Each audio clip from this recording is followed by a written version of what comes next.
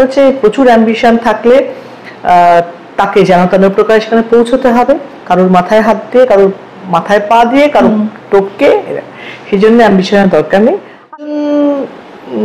ফিল্মে বেশি রাজনীতি হয় রাজনীতির জায়গার থেকে। করতে করতে ফিজিক্যালি মেন্টালি আমি বোধহয় খুব টায়ার্ড হয়ে গেছিলাম, এবং সেটাতে আমি ফিল করেছিলাম। আমাদের ডিরেক্টর লালপান বেবির ডিরেক্টর যিনি প্রশান্ত হালদার, তিনি একটা তার ছবি করেছিলাম কৃষ্ণা কাবেরী, সে তখন আমার প্রথম রিয়েলাইজেশনটা এনেছিল যে তুমি কাজটাকে এনজয় করছো না, তুমি বিরক্ত হচ্ছ। আমি বিরক্ত হতে আরম্ভ করেছিলাম। যেখানে কুপ্রস্তাব আসতে পারে ভাবা হয়েছে সেরকম জায়গায় আমি যাইও নি। হিরোরা বলতো যে উফ আই লাভ ইউ, বা জড়িয়ে ধরে ডায়লগটা বলছি, কার মুখ দেখতে পাচ্ছি আর কাকুর মুখ, কাকু দাঁড়িয়ে আছে, কেউ মতো বসে দাঁড়িয়ে আছে। উফ যদি বলা হতো যে ডিরেক্টর তো বলতো যে একটু সিন আছে, কেন কি সিন হবে যে আমি থাকতে পারবো না? আপনার অসুবিধা হতো কখনো, মানে যতই হওয়ার তো কথা, স্বপন সাহাকে নিয়ে ট্রোল করা হয়, একদম অঞ্জন চৌধুরীকে নিয়ে করা হয়। আরে ইন্ডাস্ট্রি বাঁচিয়ে দিয়েছে। আজকে যে সিনেমা হচ্ছে, সিনেমা টালিগঞ্জ স্টুডিও যে তালা লাগেনি সেটা ওদের জন্যে। যে কোনো সম্পর্ক টেকা এবং না টেকাটা কিন্তু সেই ছাদের তলা তার সঙ্গে না থাকলে তুমি বলতে পারবে না। বাইরে থেকে তোমার মনে হবে উফ এই মেয়েটা 3 বার বিয়ে করেছে, উফ এই ছেলেটা 4 বার বিয়ে করেছে, কেন করেছে?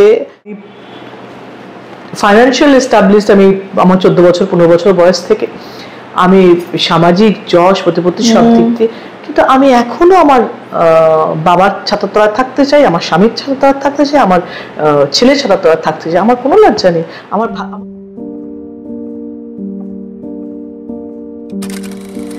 আতঙ্ক দিয়ে তিনি টলিউডে যাত্রা শুরু করেছিলেন।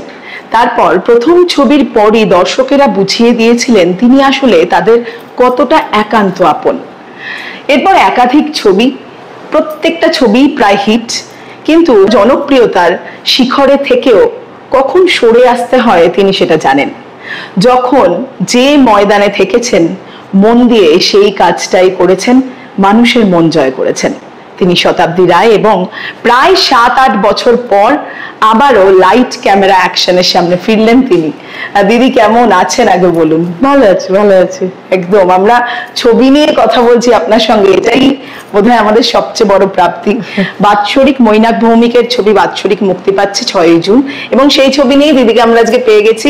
দিদি প্রথমেই জিজ্ঞাসা করবো যে বাৎসরিক বলে আমাদের মনে একটা কষ্ট থাকে, কিন্তু এই ছবি কষ্টর পাশাপাশি একটা ভয়ের অনুভূতিও তৈরি করছে বোধহয়। ভয় এবং সম্পর্কের মানে ননদ বৌদির সম্পর্ক, তার মধ্যে মানে সম্পর্ক তৈরি, কাছে আসার গল্প, এবং তার সঙ্গে ভয় এবং নেগেটিভিটি জীবনে রাখার দরকার নেই, এবং সেটা পজিটিভ ভাইব্রেশনে মানুষ পজিটিভ হয়, ভালো হয়, নেগেটিভ ভাইব্রেশনে নেগেটিভ হয়, এটা বুঝিয়ে দেওয়ার কথাও। এই যে আপনি বললেন যে নেগেটিভিটি জীবনে রাখা দরকার নেই, আমরা যদিও ছবিতে অনেকটাই নেগেটিভিটি দেখতে পাচ্ছি, কিন্তু আপনি কোথাও গিয়ে বলছেন মানে আপনার চরিত্রটা যে আমি বাৎসরিকটা এখানে করেই যাবো, মানে শেষটা দেখে যাব। এত নেগেটিভিটি চারপাশে, তার মধ্যেও নিজেকে পজিটিভ রাখা, আপনার পোস্ট দেখলে বোঝা যায় সবটা ভালো যেন মনে হয়, সবটাই রঙিন। এইটা একটু কিভাবে যদি বলেন দিদি। আসলে জীবনটাকে না আমার মানে আমি যা বলছি সেটাই ঠিক তা নয়, আমি আমার জীবনটাকে যেরকম ভাবে করি চলি সেটাই আমি বলতে চাই। সেটা হচ্ছে আমি জীবনে খুব হালকা ভাবে চলি, মানে কোনো কিছুই প্রচুর সিরিয়াসলি নেই না, মানে সিরিয়াসলি মানে কাজটা সিরিয়াস না, সেটাকে 100%, মানে এই যে কমপ্লিকেশন, এই কে খারাপ কি হচ্ছে সেগুলোর মধ্যে বেশি কোনো কমপ্লিকেশন, সিম্পলি একদম সকাল থেকে ঘুম থেকে উঠে থেকে সুন্দর করে যার উপরে রাগ হয় তারও সেই মুহূর্তে রাগ হলে তার ভালো দিকটা ভেবে নি, তাহলে রাগ কমে যায় তার উপরে, আচ্ছা এতে এই ভালোগুলো করেছে বা এর মধ্যে এই আছে, আচ্ছা ও কেন খারাপ করলো তারও একটা রিজন খুঁজে নি, হ্যাঁ, তাহলে তারপরে রাগ, নিজের ঠকে যাওয়া সবকিছু একটা কভার করা যায়। তো সেক্ষেত্রে আমার মনে হয় যে এটা খুব জরুরি। আর হচ্ছে যে যা যা ভালো লাগছে তার সঙ্গেই থাকো, যা যা ভালো লাগছে না তার সঙ্গে থাকার দরকার নেই। আর যদি বলা যায় প্রচুর অ্যাম্বিশন রাখা উচিত না, সেটা ভুল হবে। আমি অ্যাম্বিশন না রেখে চলা মানুষ, তার মানে সবাই তাই করবে বা সেটা করা উচিত না, অ্যাম্বিশন রেখে চলা উচিত, কিন্তু আমি চলি না। আমার মনে হয় দুটো তার কারণ, একটা হচ্ছে প্রচুর অ্যাম্বিশন থাকলে তাকে যেন তেন প্রকার সেখানে পৌঁছতে হবে, কারোর মাথায় হাত দিয়ে, কারোর মাথায় পা দিয়ে, কারোর টপকে, সেই জন্য অ্যাম্বিশনের দরকার নেই। আর দ্বিতীয়ত অ্যাম্বিশন যদি ফুলফিল না হয় কষ্ট পাবে, দুটোই কারণ, যে তোমার দরকার নেই, তুমি যেভাবে চলছো। তো যদি ভালো করে যে কাজটা করবে সেটা যেন মানে কোনো খামতি না থাকে, সেটা যদি থাকে তাহলে এগিয়ে যাওয়া যায়। এটা তো জীবনের একটা স্টেজে এসে মানুষ অনেকটা উপলব্ধি করেন, কিন্তু এক সময় আমরা ছুটেই যাই। তো যখন আমি যেটা বললাম যে পরপর হিট নায়িকা, সেই সময় এই যে কম্পিটিশন আপনি বলেন, সেই সময় কি দূরে ছিলেন, বা অ্যাম্বিশন আমাকে এখানেই পৌঁছতে হবে, আমাকে এগিয়ে থাকতে হবে, তখনও ছিল না? কিন্তু আসলে কি জানো তো, মানে এখন আমি বুঝতে পারি তখন কি হয়েছে, মানে তখন ফিলই করিনি। মানে ছবি হিট হলে কি হয় জানতে পারতাম না, ছবি হিট হয়েছে, আচ্ছা মানে লোক এত ভালোবাসছে, আচ্ছা গাড়ি রাস্তায় খারাপ হয়েছে, একটা পুলিশ স্টেশনে দাঁড়িয়েছি, পুলিশ স্টেশনে পাঁচিল ভেঙে পড়েছে, এখন সেগুলো মানে মনে করি আচ্ছা এগুলো তো খুব মানে রিয়েলাইজ করিনি, মানে না রিয়েলাইজ করে একটা ভালো হয়েছে, আমার মাথায় চড়ে যায়নি সাকসেস।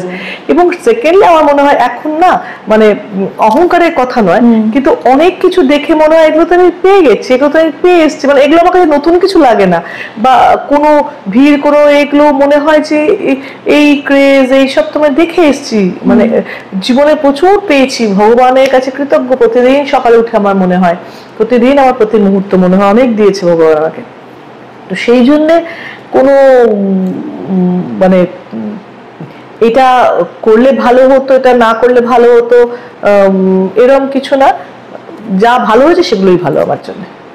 যা পেয়েছি তাতেই অনেক পেয়েছি, অনেক পেয়েছি। বাহ দিদি, এই যে আপনি যেটা এক্ষুনি বলছিলেন যে এই একসময় রিয়েলাইজ না করা, মানে এখন সেটা হয়তো ভাবলে, পেছন ফিরে তাকালে, পেছন ফিরে তাকান কখনো, মানে দেখেন নাকি না যেটা ফেলে এসেছি সেটা থাক, আমি সেটা নিয়ে ফিরে আসলে কষ্ট হয়। মানে ধরো না, আজকে আমি 15 বছর বয়স ছিলাম, রোগা ছিলাম,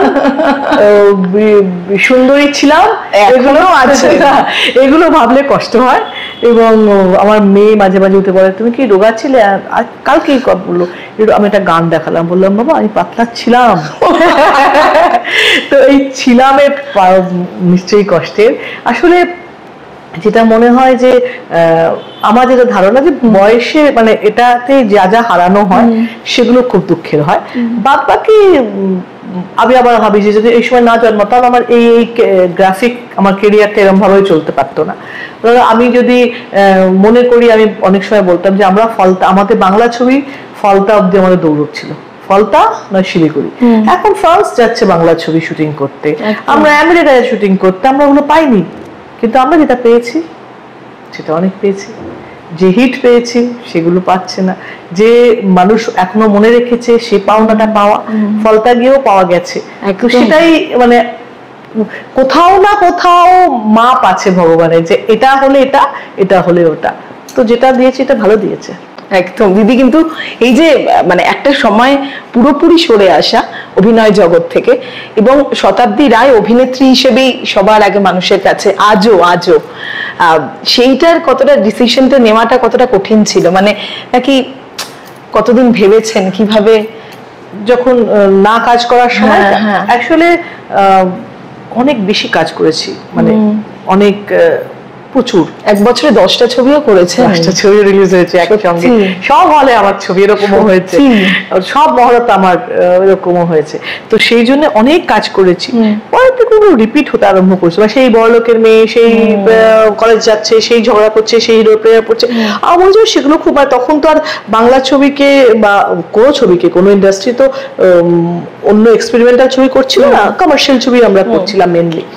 তখন তো কমার্শিয়াল ছবি আর্ট ফিল্মের আর্টিস্টদের নিত না, আর্টের অনেক টাকা নেবে, হ্যাঁ ভাগ ছিল, বলতো অনেক টাকা নেবে, ডিগ্লামারাইজ হবে না, এইসব ভেবে করতো না। তো তার ফলে ওই চান্সটা ছিল না তোমার কাছে প্রচুর ক্রিয়েটিভ জায়গা থেকে, বা তোমার প্রচুর অ্যাক্টিং স্কিল দেখানো, তো এই যেটা পেয়েছি সেটাই দেখা যাচ্ছে। কিন্তু আমরা এটাও ভাবি যে ওগুলো অনেক অবাস্তবটাকে বাস্তব করাটাই বেশি কঠিন কাজ, মানে আর্ট ফিল্মে রিয়েলিস্টিক অ্যাক্টিং এর থেকে। তো যাকে যেটাই হয়েছে সেটা, তো আমরা যখন সেটা করতে করতে ফিজিক্যালি মেন্টালি আমি বোধহয় খুব টায়ার্ড হয়ে গেছিলাম, এবং সেটাতে আমি ফিল করেছিলাম আমাদের ডিরেক্টর লালপান বেবির ডিরেক্টর যিনি প্রশান্ত হালদার, তিনি একটা তার ছবি করেছিলাম কৃষ্ণা কাবেরী, সে তখন আমার প্রথম রিয়েলাইজেশনটা এনেছিল যে তুমি কাজটাকে এনজয় করছো না, তুমি বিরক্ত হচ্ছ। আমি বিরক্ত হতে আরম্ভ করেছিলাম, মানে উফ এত দূর দাঁড়াতে পারছি না, উফ এটা কেন হচ্ছে না, এরকম করছিলাম। তাতে আমি যখন বললো তখন আমি ভাবলাম সত্যি তো, কেন ওটা করছি, তার মানে আমি আর ভালোবাসছি না, আমি কিন্তু কি হয়ে গেছে। তো তখন আমার ওটা ব্রেকটা দরকার, জোর করে থেকে যাওয়া না। এবং সেই সময় না করা, তারপরে আস্তে আস্তে পলিটিক্সের কাজটাও এত 24 ঘন্টার কাজ, 24 আওয়ার্স জব, ওটাতে আমি বলেছি যে আমি আমার কোনো সেই অর্থে স্ট্রাগল, প্রচুর লোকের স্ট্রাগলের গল্প বললে আমি কোনো স্ট্রাগলের গল্প বলতে পারবো না, কিন্তু এই প্রচুর পরিশ্রমের গল্প বলতে পারবো। প্রচুর পরিশ্রম করেছি, এখনো করি। তো সেই পরিশ্রমটা ইকুয়াল টু স্ট্রাগল হয়ে গেছে আমার কাছে। তো সেই জন্যে সেই পরিশ্রমটা করে তারপরে পলিটিক্সে এত সময় দেওয়া, তার ফাঁকে কখনো যে মনে হয়, অনেক পরে মনে হয়েছে, তখন মনে হয়েছিল যে আবার অ্যাক্টিং, বা আমি না মনে করলাম আশেপাশের লোক রোজ মনে করাতো করো করো, কেন করছো না কেন করছো না। তবে একটা কিরকম আমার মানে মনে হতো যে হিরোইন অবস্থায় যখন শেষ করেছি কাজ, সেখান থেকে মানে ভেবেচিন্তে আমার কাজ করা দরকার, সেটা আমার মনে হচ্ছিল বারবার। আপনি বলেওছিলেন একটা ইন্টারভিউতে যে মা পিসিমা এই চরিত্রগুলো করবেন না, কিন্তু এখানে ননদ, এবং সেই ননদ আমার যেটা মনে হলো, আমরা যেরকম ননদ ভেবে এসেছি বা দেখে এসেছি বা দেখি এখন ধারাবাহিকে, একেবারেই তা নয় বোধহয়, চুল আছড়ে দিচ্ছে। একটু যদি বলেন, মানে আসলে এটা ও ভাইকে হারিয়েছে, ও স্বামীকে হারিয়েছে, সেই গল্পের মধ্যে এই টানাপোড়েনে কে হারিয়েছে, কার জন্য হেরেছে, এবং সেখান থেকে মানে বউ একরকম, আজকের জেনারেশন সে তার ডিপ্রেশনটাকে একরকম ভাবে কাটাতে চায়। একটু আগে যদিও এই সায়েন্সের টিচার, কিন্তু তাও অলৌকিককে বিশ্বাস করে, এগুলোকে বিশ্বাস করে, অনেক কিছু কুসংস্কার যেটাকে এই জেনারেশনের লোক ভাবে, ওটাকেও বিশ্বাস করে। সেই জায়গা থেকে দুজনের টানাপোড়েন আছে, সেখান থেকে দুজনের গল্প, কিন্তু সম্পর্কের গল্প। সম্পর্ক আপনি কিছুদিন আগে একটা পোস্ট করেছিলেন, 25 বছর আপনার, এবং কি ভালো যে বলেছিলেন, মানে আমি শুনছিলাম ভিডিওটা, মানে কৃতজ্ঞতা বোধ আপনার স্বামীর প্রতি এত প্রকাশ পাচ্ছিল। সম্পর্ক খুব জটিল হয়ে যাচ্ছে, কি মনে হয় দিদি সত্যি, মানে এই যে এত বিয়ে, এত মানে বিচ্ছেদ, এত ভাঙন, সেখানেই থেকে যাওয়ার গল্পগুলো খুব ইন্সপায়ারিং আপনাদের। তো হ্যাঁ, খুব ভাঙনের গল্প খুব দুঃখের, মানে এবং সেটা এই দুঃখটা ভীষণ বাড়ছে, মানে কোনো ভেঙে যাওয়া তো নয়, কিন্তু আসলে কনসেপ্ট পাল্টে, সিনেমার কনসেপ্ট পাল্টে গেছে, সেরকম জীবনের কনসেপ্ট পাল্টে গেছে। আজকের একটা জেনারেশনের মজার, মানে তারা কতগুলো এক্স, ওটা ওদের মানে ডিগ্রি বাড়ছে, আমার এতগুলো এক্স আছে, ওদের ডিগ্রি, মানে আমাদের সময় লজ্জা ছিল এক্স বলাটা, এর সঙ্গে একাধিক ডিগ্রির মধ্যে পড়ে যে আচ্ছা আমার এতগুলো এক্স আছে, মানে তার মানে কতটা জানি না কিভাবে। তো এদের দুঃখ কম, মানে সম্পর্ক ভেঙে গেলে হয়তো আরেকজন আছে, অপশন আছে বলে দুঃখ কম, বা একটা যে কোনো সম্পর্ক ভুলতে গেলে আরেকটা সম্পর্ক খুব জরুরি, তার হাত ধরাটা সে ধরতে পারছে বলে হয়তো। আর দেখো, যে কোনো সম্পর্ক টেকা এবং না টেকাটা কিন্তু সেই ছাদের তলা তার সঙ্গে না থাকলে তুমি বলতে পারবে না। বাইরে থেকে তোমার মনে হবে উফ এই মেয়েটা 3 বার বিয়ে করেছে, উফ এই ছেলেটা 4 বার বিয়ে করেছে, কেন করেছে। আমি একটা সিরিয়াল দেখেছিলাম, সেটাতে খুব সুন্দর দেখিয়েছিল, মানে একটা মেয়ে 4 বার বিয়ে করেছিল, কিন্তু প্রত্যেকটা যখন দেখছি যে কোনো দোষ নেই, ঠিক, কিন্তু আমরা অ্যাপারেন্টলি দোষ দেবো, বাইরে থেকে দোষ দেবো, তো 3 বার ভেঙেছে, ছেলেটা 4 বার ভেঙেছে, কিন্তু সেই জায়গায় না থাকলে, তার সঙ্গে সংসার না করলে কি কিন্তু অনেকটা অ্যাডজাস্টমেন্টও আছে, মানে কম্প্রোমাইজ কথাটা যদি তুমি বলো, আজকে ফেমিনিজমের সঙ্গে এই কিছুগুলো শব্দগুলো জুড়ে ফেলছে মানুষ, না যে ফেমিনিজম মানে স্বাধীনচেতা হওয়া, যা খুশি করব, আমি ইনকাম করছি মানে আমি যা খুশি করতে পারি, এটা নয়, তাই বলে কোনো সম্পর্কে থাকতে পারবে না। মা বাবার সঙ্গে কারোর সঙ্গে থাকতে, বন্ধুর সঙ্গে থাকতে পারবে না। সেখানে তুমি যে ফেমিনিজম মানে ইকুয়ালিটি বিশ্বাস করা উচিত, যে আমি আর ইকুয়ালিটি মানে জোর করে না, তুমি কাজ দিয়ে ইকুয়াল। তাহলে আজকে আমি মেম্বার অফ পার্লামেন্ট, আমার সঙ্গে 10 জন তো ছেলে আছে, তো আমি তো নিজেকে ইকুয়াল ভাবি। আমি যদি ছোটবেলা থেকে আমি যেভাবে বড় হয়েছি, হয়তো কিছু কিছু রেস্ট্রিকশন আমার বাড়িতে ছিল, যে এই রাত্রিরে বেরোবে না, ওই একা বেরোবে না, ছেলেরা যা করতে পারে মেয়েরা তা করতে পারে, এইগুলো ছিল। কিন্তু বাদ বাকি কিন্তু আমি নিজেকে কখনো কমে দেখিনি, বরঞ্চ আমি আমার আশেপাশে পুরুষের থেকে বেশি দেখেছি। তো তার মানে এই নয় যে আমি স্বাধীন চেতা হয়ে রয়েছি, তার মানে আমি সবসময় বলি যে আমি ফাইন্যান্সিয়াল এস্টাবলিশড, আমি আমার 14 বছর 15 বছর বয়স থেকে আমি সামাজিক যশ প্রতিপত্তি সব দিক দিয়ে, কিন্তু আমি এখনো আমার বাবার ছাতাতলায় থাকতে চাই, আমার স্বামীর ছাতাতলায় থাকতে চাই, আমার ছেলের ছাতাতলায় থাকতে চাই। আমার কোনো লজ্জা নেই।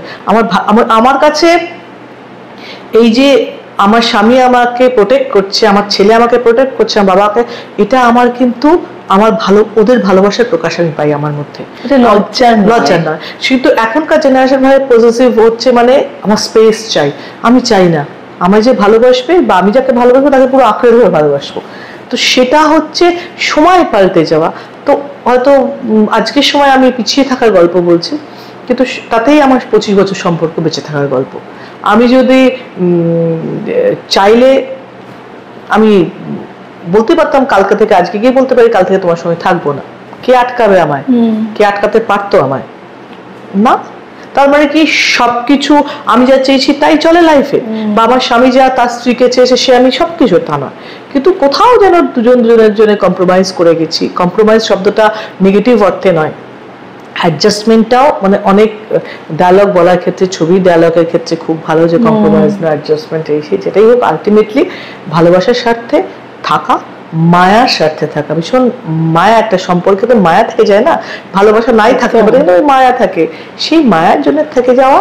এবং সামাজিক দিকটা আছে, ছেলে মেয়েদের কথা আছে, সবকিছুর সঙ্গে যদি ভালোবাসা মানুষ তোমার ডিস্টার্ব না করে, তোমার যদি মনে হয় যে না একে 10 পয়েন্টে আমি 10টাই সহ্য করতে পারছি, তাই তুমি থেকো না। যদি 10-এর মধ্যে তুমি 50% সহ্য করতে পারো, তাহলে 50% অ্যাডজাস্ট করে না। দারুণ দারুণ কথা বললেন দিদি। দিদি, এই যে এতগুলো দিক, মা, স্ত্রী, এমপি, অভিনেত্রী, অনেকগুলো সত্তা আছে, এবং তার ঊর্ধ্বে গিয়ে আমি নিজে, কোনটাকে সবচেয়ে বেশি প্রায়োরিটি লিস্টে, কোনটা সবচেয়ে আগে থাকে দিদির কাছে? আমি মানুষ হিসেবে সবচেয়ে আগে, যে আমি যখন থাকবো না তখন যেন মানুষ অভিনেত্রীকেও লোক ভুলে যাবে হয়তো, বা পরের জেনারেশন তো আমার ছবি দেখিয়ে এখনো পর্যন্ত, তারা দেখবে না, আরো পরের জেনারেশন দেখবে না। এমপি এরকম আরো 543 জন এমপি, আরো 543 জন এমপি আসবে, আরো বাড়বে, আরো আসবে। তো মানুষ হিসেবে আমাকে মানুষ যদি মনে রাখে, সেটা আমার কাছে অনেক বেশি মানে অ্যাচিভমেন্ট লাইফের এটা। আর বাকি কাজগুলো আমার যেমন ইকুয়ালি প্রেফারেন্স আছে, আমার সংসার আমার কাছে ইকুয়াল প্রেফারেন্স, এবং সেটার আমি সময় দিই। মানে আমি সময় দিই মানে কি বলতো, আমি কাজ আর ফ্যামিলি ছাড়া অন্য কোনো কাজ করি না, তাই জন্য সেই সময়টা আমার কাছে বেঁচে যায়। আমি পাবে যাই না, আমি ডিস্কোতে যাই না, এখন না, যদিও এখন আর কি যাবেন, আমি 5 বছরও যাইনি, তো আমি কখনোই যাইনি পার্টিতে গিয়ে রাত্রির অবধি যাই না, মানে এগুলো আমি করি না বলে আমার সেই সময়টা আমার কাছে আছে, আমি সেটা রাখি। তাছাড়া আমাদের ধরো আমার ফ্যামিলিতে ধরো এই যে ননদ বৌদি বলছো, আমার বৌদিরা, আমার কাজিনরা, আমার ভাইয়ের বউরা, সবাই আমাদের টিম আছে, আমার মানে সেটাকে লিড করি আমি। আমরা সবাই মিলে বেড়াতে যাই, আমার কাজের সঙ্গে ওদের বেড়ানোটা অ্যাড করে নিই, বা সবকিছু আমরা করি, তার মধ্যে তো কোনো অসুবিধা নেই। সেটা ফ্যামিলি, মানে ননদ বৌদির কথা হচ্ছে, ননদ বৌদি আমার সব বদমাইশি করি, এরকম ননদ পাবি কিনা, তো ওরা সব আমার ম্যাক্সিমাম ভাই দাদার বউ, এরকম সব সম্পর্কে। হয়তো আমার পিসতুত বোন আছে, মানে ভাই বোন কজন, বা ভাইয়ের বউগুলোই, তো তাদের সঙ্গে তো আমাদের খুব ভালো সম্পর্ক, এবং আমি না থাকলে ওদের কোনো প্রোগ্রাম হবে না। সব দিকে আর কি দিদি একদম 100-100 সব দিকটা ধরে রাখতে। দিদি একটু আগে যেটা বলছিলেন যে রাজনীতি মানে পুরোটা যেটা যখন করছেন সেটা মন দিয়ে করেন, আপনি বললেন যে রাজনীতিতে মানে পুরো সময়টা দিতে হয়, কিন্তু এখন এই যে এত অভিনেতা অভিনেত্রীরাই রাজনীতিবিদ হয়ে যাচ্ছেন, মানে রাজনীতিতে আসছেন, কি মনে হয় এটা ভালো না খারাপ? আপনি যেটা ভালো এই কারণে যে অন্য অন্য প্রফেশন থেকে এলে তার দিকগুলো যে ভাবনা চিন্তাগুলো অন্য হয়। যদি টিপিক্যাল রাজনীতিবিদ একটা জিনিসকে যেভাবে ভাববে, একটা শিল্পী সেটাকে অন্যভাবে ভাববে, বা একজন ফুটবলার অন্যভাবে ভাববে, তার ফিল্ডটাকে নিয়ে ভাববে, বা জগৎটাকে সে অন্যভাবে দেখে। সেটা যদি রাজনীতির ক্ষেত্রে সাপোর্টিভ হয় তাহলে তো ভালো হবে এই জন্য। আর কিন্তু আমার এটাই যে যারাই অন্য ফিল্ড থেকে রাজনীতিতে আসুক, রাজনীতিবিদ হয়ে ওঠা দরকার নেই।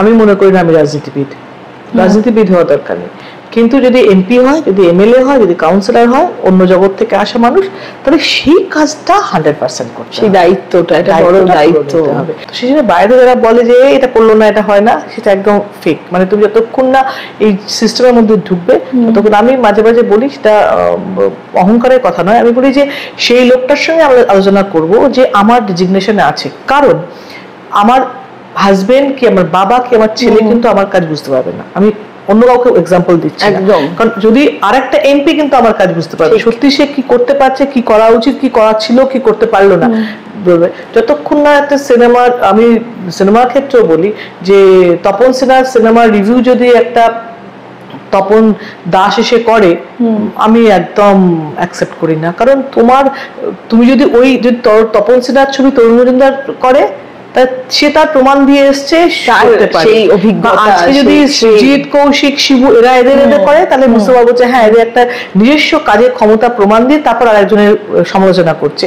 তুমি বাড়িতে টিভি দেখার লোক, তুমি একটা এডিটিংটা ঠিক হলো না, মিউজিকটা ঠিক জায়গায় বসেনি, এই বলার জন্য তোমার রিভিউ আমি কেন শুনবো? তুমি কি করো? তোমার ব্যক্তিগত পছন্দ অপছন্দ বলছো, তুমি তো সেই ফিল্ডে নেই। তুমি যতক্ষণ না সেই ফিল্ডে, আজকে তুমি আমাকে যদি বলো একটা, আমি যেটা বলি, একটা অডিটোরিয়াম বানানো হচ্ছে, হ্যাঁ, মেকআপ রুম বানাচ্ছি, আমি বলবো, আমি জানি কোথায় গ্লাসটা লাগালে, মিরারটা লাগালে, কোন লাইটটা লাগালে আমি মেকআপ করতে সুবিধা হবে।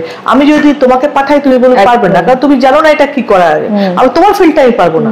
তুমি যদি বলো যে কোথা থেকে আমি ক্যামেরা বসিয়ে করবো, আমি বললাম আমি জানি না, মানে এই দিকগুলো আমি জানি বলে আমি এইখানে একদিন কাজ করেছি বলে, কিন্তু বাকি তো আমার জানার কথা না। আমি যদি ফুটবলে নামিয়ে দেওয়া, বলো যে ফুটবলে এই গোলটা দিতে পারলো না, কি করলো বিরাট, এটা ওকে ফার্স্ট নামাতে পারলো না, এগুলো যদি বলি, আমি ভেবে বলছি আমি জানি না কি জন্য নামাতে পারিনি, কি জন্য সে খেলতে পারলো না।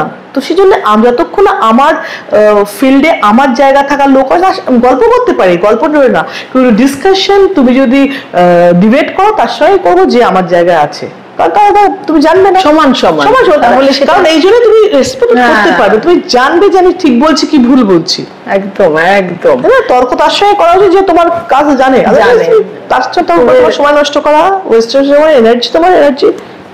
একদমই, আপনি এই কথাটা বললেন, এটাই যে এত পুরোনো ছবি, এত হিট ছবি আছে, সেটা নিয়ে এখন নানানভাবে ট্রোলিং হয়, নানান ছোট ছোট সিন, হয়তো পুরো ছবিটাও না, একটা অংশ, সেটা কিভাবে দেখেন? মানে সেটা স্বপন সাহাকে নিয়ে ট্রোল করা হয়, একদম অঞ্জন চৌধুরীকে নিয়ে করা হয়। আরে ইন্ডাস্ট্রি বাঁচিয়ে দিয়েছে। আজকে যে সিনেমা হচ্ছে, সিনেমা টালিগঞ্জ স্টুডিও যে তালা লাগেনি, সেটা ওদের জন্যে। বেদের মেজসটা নেই, সেই সময় কি মজা হতো, কি হাসি হতো, শুটিং এ গেলে অন্য আর্টিস্টরা আমরা হাসতাম। ছবি যখন এত হিট হলো, এখনো পর্যন্ত রেকর্ড করে রেখেছে, তাহলে সেটা তো তুমি ভুলতে পারো না, তুমি সাইড করতে পারো না। তুমি 4টে আর্ট ফিল্ম নিয়ে, বা 4টে একটা ন্যাশনাল অ্যাওয়ার্ড পাওয়া নিয়ে ছবি নিয়েও তুমি বলতে পারো এদের পাশে। তুমি অ্যাওয়ার্ড পাওয়া মানে তুমি ফেলিসিটেড হলে, তোমার প্রডিউসারের নাম হলো, ইন্ডাস্ট্রি কি, কিন্তু অঞ্জন চৌধুরী, স্বপন শাহ, যারা যারা এরকম কমার্শিয়াল ছবি করেছে, যদি তুমি হয়তো সময় পাল্টে যেতে, আমরা এখন কানন দেবীর মেকআপ নিয়ে ভাবি না যে উমা কিরকম সাজতো। আমার 20 বছর আগে সিনেমা দেখে আমি ভাবি না উমা চুলটা এরকম বেঁধেছিলাম, এ বাবা এরকম তো করা, এখন হলো অন্যরকম করতাম। তো আজকের থেকে 20 বছর পরে আজকে যারা বড় কথা বলছে তখন একই হবে। এটা তো সময় পাল্টানো, সাজগোজ পাল্টায়। তো সেরকমই ছবির ইয়ে পাল্টায়, ভাবনা পাল্টায়, ডায়লগ কনসেপ্ট পাল্টায়, কিন্তু সেই সময়ে হিট করাতে পেরেছিলেন সেটা জরুরি।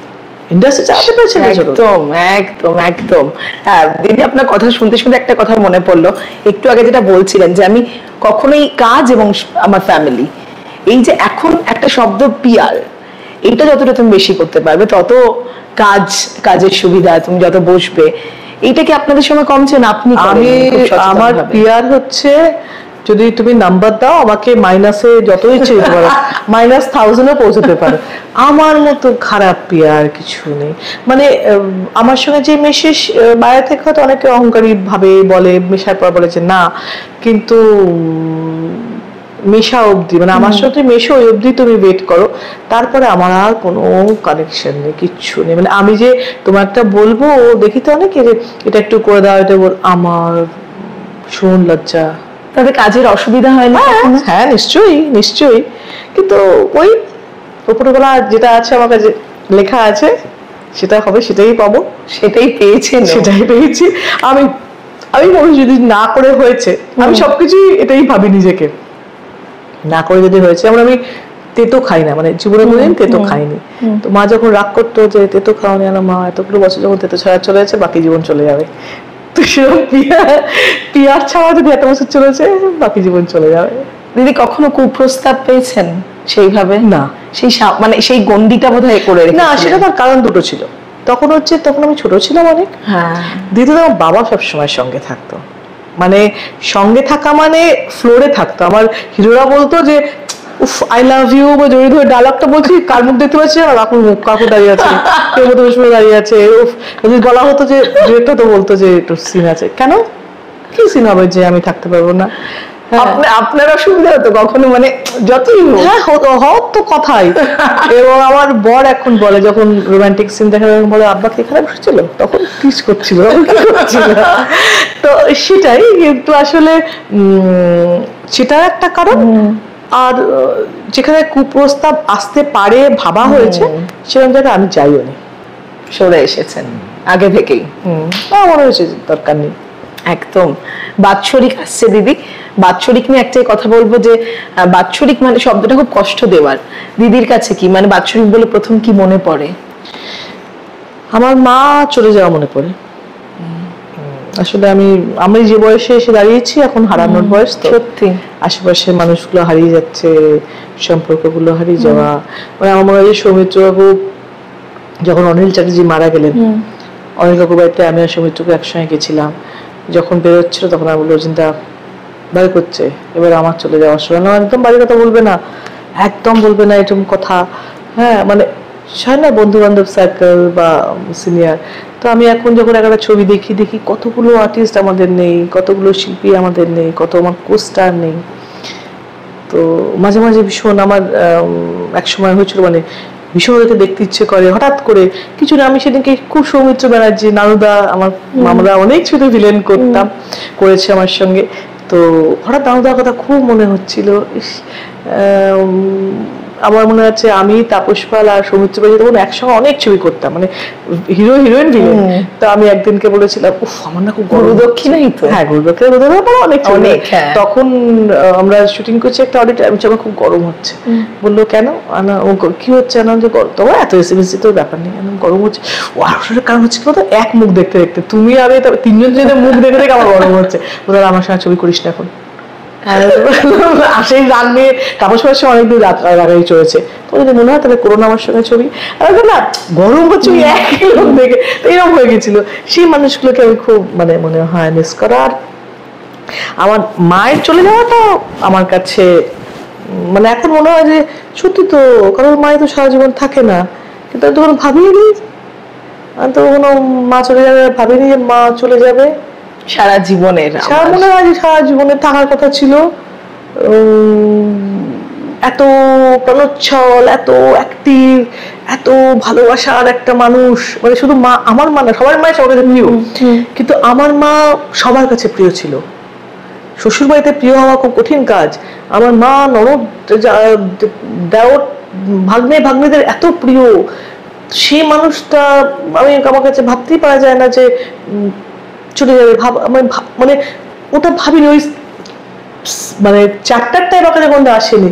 এখন আমি ভাবতে পারি, এখন আমি প্রতি মুহূর্তে মনে হয় যে মা কত জীবনে যখন তখন মানে আমার সঙ্গে এখনকার অনেক জেনারেশন দেখি মায়ের সঙ্গে ঝগড়া যাচ্ছে, সেরকম কখনোই নয়, বরঞ্চ মা মেয়েরা সবসময় মাকে মুখও করে, এটা হলো না, এটা হলো না, এটা করছো না। আমি মাকে অনেক সময় মুখ করেছি, তার কারণ আমার একটা কারণ খুব মনে আছে। তখন আমার প্রিমিয়ার শোতে গেছি, ওনার উপরে এরকম কোথাও আমি বলে রেখেছি যে শোনো, সিনেমা শেষ হওয়ার আগে বেরিয়ে আসবে, কারণ এত ভিড় এখন, কারণ তখন তো প্রচুর ভিড় হয়ে যেত, ঘিরে ধরতে বেরোতে পারতাম না, আরো আগে বেরিয়ে পড়তো আগেই। হ্যাঁ, তো আগে বেরোয় উচ্ছি করে, তারপরে যখন উঠে নিয়ে এসছি জোর করে বেরোচ্ছে, সবার সঙ্গে কথা বলছে, ততক্ষণে ভিড় হয়ে গেছে। আমি তখন চাচাতে দেখে যে তোমায় বলেছিলাম বলেছে চিঠি, মা সেই যে গাড়িতে ওটা কাঁদতে শুরু করলো, কাঁদতে আর আমার বাবা খালি বললো যে আর কখনো যাবে মেয়ের সঙ্গে, কারণ মা তো বাবা সবসময় থাকে, বললো ঠিক আছে, এবার বুঝে নিও কেমন করে মেয়ের সঙ্গে চলতে হয়। তো এখন আমি ভাবি যে এখন বলতাম যে মা আরো গল্প করো। সেটাই, মানে চলে যাওয়ার পর বোঝা না ঠিক, কিন্তু আরো যেন তারা কাছের হয়ে যান, আরো যেন জাপটে থাকেন, আমাদের আঁকড়ে ধরে থাকেন। একদমই দিদি, আমরা শেষ করব দিদি, কিন্তু শেষে একটাই প্রশ্ন করব যে রাজনীতিতে আছেন, অভিনয় থাকাকালীন কখনো রাজনীতির শিকার হয়েছেন? ফিল্মে বেশি রাজনীতি হয় রাজনীতির জায়গার থেকে। সেই ফিল্ম এমন একটা মানে আমার দেখা ইন্ডাস্ট্রি, আমি তো অন্য কোনো ইন্ডাস্ট্রি এত কাছ থেকে দেখিনি। ফিল্ম ইন্ডাস্ট্রির বিষয় মানে অনেক, মানে আমি বলি সব নেতারা অভিনেতা নয়, সব অভিনেতারা অনেক বড় নেতা। সেই সময়টা কিভাবে হ্যান্ডেল করেছেন দিদি? মানে যেটা অনেক কম বয়স থেকে করিনি কিছু, যেরকম ভাবে চলেছে, যা হয়েছে হতে দেওয়া হয়েছে, মানে মাথাপিটি করে কিছু দুঃখ হয়েছে, কিছুদিন মন খারাপ হয়েছে, কিছুক্ষণ সেই লোকটার সঙ্গে সেই মানুষের সঙ্গে কথা বলতে ইচ্ছে করেনি, কথা বলিনি, কাজ করিনি, কিন্তু এর থেকে বেশি কিছু না। থ্যাংক ইউ সো মাচ দিদি। প্রাপ্তি এবং অপ্রাপ্তি যদি বলা হয় শেষে কি বলবেন, কোনটা ঝুলি বেশি? প্রাপ্তি তো অবশ্যই, প্রাপ্তি প্রচুর, আর যা অপ্রাপ্তি সেগুলো সামান্য, মানে প্রাপ্তির ঝুড়িতে চাপা পড়ে গেছে, সেগুলো কিছু না। এখন যদি তুমি বলো আমি জীবনে কোনোদিন প্লেন চালাইনি, তো বাকি কিন্তু প্রাপ্তির ঝুড়ি নয়। দেখো ভগবান আমাকে সব জায়গা থেকে দিয়েছে, সব জায়গা বেস্ট জায়গা দিয়েছে, সুতরাং আমার কাছে অপ্রাপ্তির তো কিছু নেই, আমার কাছে সবটাই প্রাপ্তি। আমি মা হতে পেরেছি, আমি সংসার করতে পেরেছি, আমি বহু মানুষের প্রিয় মানুষ হয়ে উঠেছি, আর যারা আমাকে ভালোবাসে তাদের জন্য আমি সবসময় থাকি, যারা ভালোবাসে না তাদের জন্য আমার কিছুই বলার নেই। তাপস পাল এবং শতাব্দী রায়, এই জুটির পর মানে আরো জুটি ছিলেন সমসাময়িক, কিন্তু এখন কোন জুটি মনে হয় এরকম রেলিভেন্ট, এরকম এই ম্যাজিকটা করতে পেরেছে, কোন জুটি মনে হয় দিদি? প্রসেনজিৎ শতাব্দী রায় ছিল, কিন্তু তাপস পাল শতাব্দী রায় অনেক বেশি ছবি করেছি, আমাদের জন্য অনেক বেশি হিট, অনেকদিন যাত্রা করেছি, 10 বছর পার্লামেন্টে থেকেছি, অনেকটা লম্বা স্প্যান। এখন অনেকে, এখন বোধহয় জুটির কনসেপ্টটা কমে গেছে, মানে যেহেতু ছবির ধরনটা, হ্যাঁ ধরনটা, ওটার সাবজেক্টটা অন্য হয়ে গেছে। আগে মানে তো হিরো হিরোইন মানে জুটি হতো, এখন তো হিরো হিরোইনের কনসেপ্টে ছবি নাও হচ্ছে, মানে বেশিরভাগই হচ্ছে না। তারপরে আবার অন্য কিছু হচ্ছে, মানে মাঝে মাঝে লোকে শুনি যে এই দুজনকে অন্য চেঞ্জ করলে ভালো লাগবে, মানে নতুনত্বের পেছনে মানুষ তো মানুষ ঘোরে সবসময়, তো হয়তো নতুন কারোর সঙ্গে ভালো লাগছে, একই লোককে একই দুজনকে ভালো লাগছে না, তো জুটি ছবি দেখো আলটিমেটলি ছবি শেষ করা, ছবি হিট হওয়া, একদম ছবি হিট হলে তুমি হিট, ছবি হিট হলে তোমার জুটি হিট, ছবি হিট হলে তুমি ডিরেক্টর হিট, ছবি হিট হলে তুমি অ্যাক্টর হিট, আদারওয়াইজ কোনোটাই তুমি যতই ভালো কাজ করো হিট ছবি ছাড়া ওই রিকগনাইজেশন তুমি পাবে না, যার ফলে তুমি ওই ফেমাস হতে পারো যতক্ষণ তোমার ছবি হিট হচ্ছে। তো পরিশ্রম ফ্লপ ছবির জন্য যা আছে, ফ্লপ হিরোর জন্য যা আছে সব হিরোইনের জন্য যা আছে সাকসেস, কিন্তু ওই তোমার ভাগ্য, তোমার সময়, তোমার হিট হওয়া খুব জরুরি। একদম। শেষে এই ছবি দেখে যেহেতু ভয় আছে অনেকটা, বেশি কিছু তো বলা যায় না ভয়ের ছবি নিয়ে আসল কি হতে চলেছে। হ্যাঁ, সেটা আমিও জানি না, কিন্তু তাই না, আমি মনে ছবি দেখে বুঝবো কি হলো, কতটা ভয় হলো, কোথায় ভয় হলো। আমি খালি আমার একটা মনে আছে ডাবিং করতে গিয়ে, প্রথম সিনে ডাবিং করতে গিয়ে চোখটা আমি এরকম করেছিলাম একটা, আপনি একটা তখন একটা এরকম করে উঠেছি, আমি এক্সপেক্ট করিনি না ওটা, তো সেরকম পরে কি কি হবে আমি জানি না, সেগুলো এরকম ভাবে চমকে উঠুক দর্শকেরা। কিন্তু শেষে দিদির ভয় কিসে, ভয় আছে কিসে ভয় পান সবচেয়ে বড় ভয়? লোক আমায় ভুল বুঝলে ভয় পাই, হিপোক্রেট লোকদের ভয় পাই, মিথ্যেবাদীদের ভয় পাই, আর ভালোবাসার মানুষদের হারানোর ভয় পাই। ভূতে ভয় সত্যি আমরা পাই না, মানুষদেরই বোধহয়। হ্যাঁ, মানে যদি আমি যেটা ভয় পাই তুমি ভেবে দেখো, ভূত এলে কি হবে নাকি, কিন্তু মানে যদি মানুষ চোর হিসেবে আসে সে তোমার মার টিপতে পারে, সে তোমার মারতে পারে, ভূত হয়তো কিছুই করতে পারবে না। একদম একদম, মানুষরূপী ভূতদেরই ভয়। একদম। থ্যাংক ইউ সো মাচ দিদি, আমরা এতটা সময় দেওয়ার জন্য, এত সুন্দর ভালোভাবে কথা বলার জন্য। শেষে বাৎসরিক আসছে এবং সত্যিই সকলে অপেক্ষা করে আছেন আপনাকে এত বছর পর পর্দায় দেখবেন বলে। কি বলবেন? সেটা তো টেনশনের, যে আমার টেনশন হচ্ছে না যে তা নয়, আমি মাঝে মাঝে মৈনাককে জিজ্ঞেস করছি, চন্ডিমাকে জিজ্ঞেস করছি যে ঠিক আছে কিনা। তো ছবিতে চলাটা খুব জরুরি, হলে গিয়ে সিনেমা দেখাটা খুব জরুরি। যারা আমার অভিনয় ভালোবেসেছে, যারা ভালোবেসে আমার শতাব্দী রায় বানিয়েছে, এবং যারা বারবার আমাকে বলেছে দেখা হলে যে অভিনয় করুন, আমরা দেখতে চাই, তাদের জন্য বলবো যে বাৎসরিক দেখুন, এবং তাতে আমি নতুন করে ইন্সপায়ার্ড হব। থ্যাংক ইউ দিদি, থ্যাংক ইউ সো মাচ, ভালো থাকবেন।